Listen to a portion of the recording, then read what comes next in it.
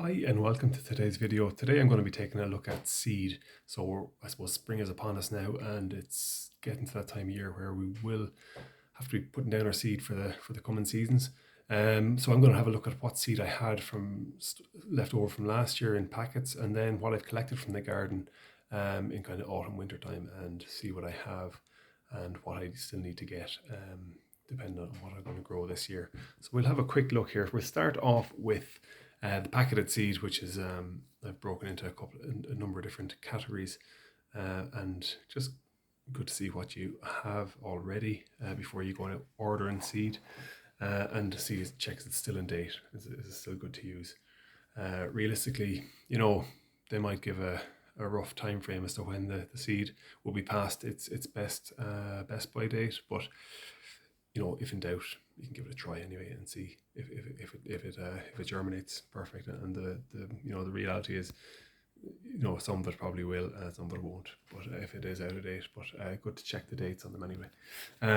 So what I have here, I have a variety of herbs. So parsley, I think that's parsley as well, and oregano, and I have a mixture of herbs here as well then.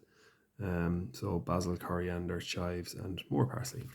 Lovely. So obviously like parsley here in this house. But again, always on the back, maybe it's a bit clearer than that. If you look at the dates there, so this is packed in June 2020 and sold by 2023. So plenty of time to use the likes of this. So again, there is a good shelf life on them, 3 years there. But again, if it was, we'd say used by 2020, I know it's 2021 now, I'd probably still give it a go.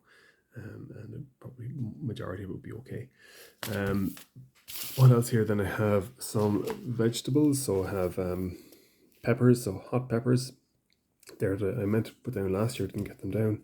Again, they're still good for date.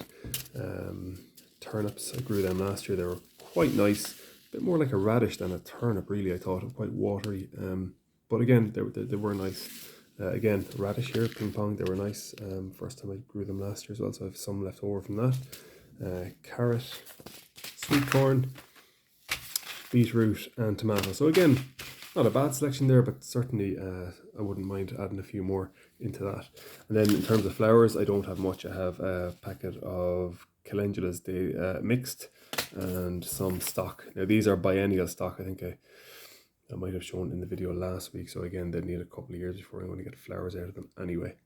And then what do I have here? I have kale, then lettuce, actually rocket, basil, lettuce, spinach, and broccoli. So again, I have a bit of a selection there in terms for my greens. There's a couple of herbs mixed in among there as well.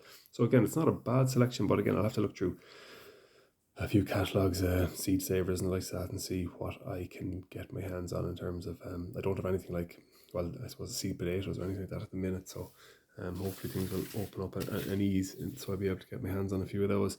The next of all I have is what I've collected from the garden. Now it's all flowering plants, flowering seeds that I collected from the garden. Some of them I didn't collect from the garden, I've collected from other spots.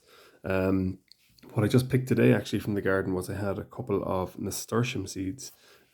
These guys here, so they're quite large, so they're easy to spot. There's plenty. I grew plenty in nasturtium last year, so there's plenty of seed lying around. They're a little bit damp, so they need a bit of drying out.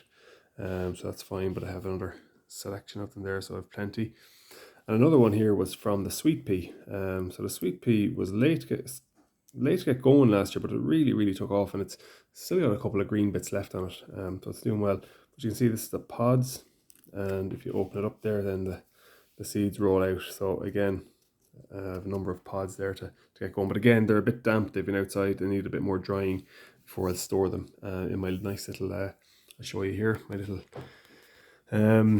my seed storage box. So again, this was from a beads thing that my daughter had, and she had one of these left over, so I thought it'd be perfect little compartments for storing my seed. So as you can see, I've collected a bit. It's certainly not anywhere near full, but I certainly have a bit going on here. So what we have here, these little look like peppers. It's poppy seeds. I have hundreds and thousands of them. I grew about maybe 60 poppies in the garden last year and collected all the seed from them, so I have a huge amount. So that'll be great to get them going again this year. Again, I made the mistake of putting them in pots initially last year, and then transplanting them. I'm just going to scatter the seed this year and just let them grow where they lie.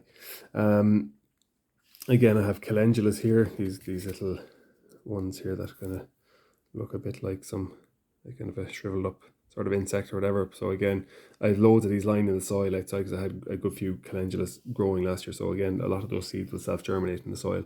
But again, I'll grow my own in pots as well.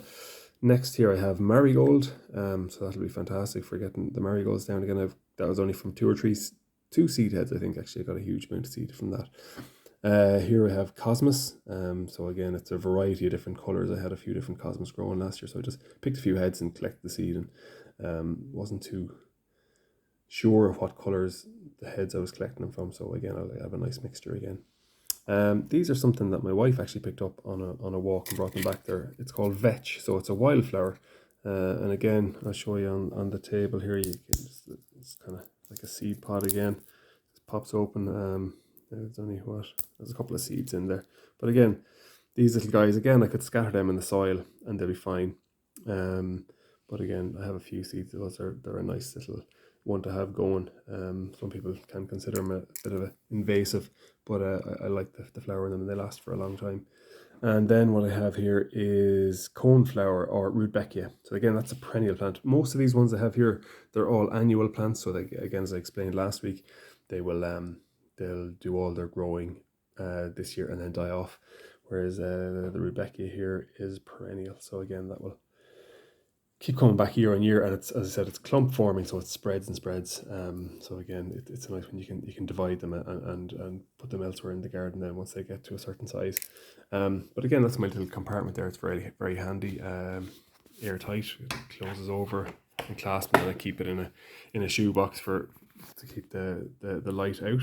But again, once the seeds are dry, I'll pop them in there. The likes of these. But again, you know, we are expecting a cold spell to come now, so I think putting down seed for now will probably wait a few weeks. But unless you have maybe sort of a greenhouse or a polytunnel, or if you had some sort of heated propagator inside, you could get something started. But for now, I'm just going to hold off, and maybe in a couple of weeks we'll get some seeds going, and really looking forward to it. It's great to be able to, especially the ones you've collected yourself, great to be able to get a use for them. Okay, sure, we'll check back in a couple of weeks and get these guys underway. Thank you. Bye.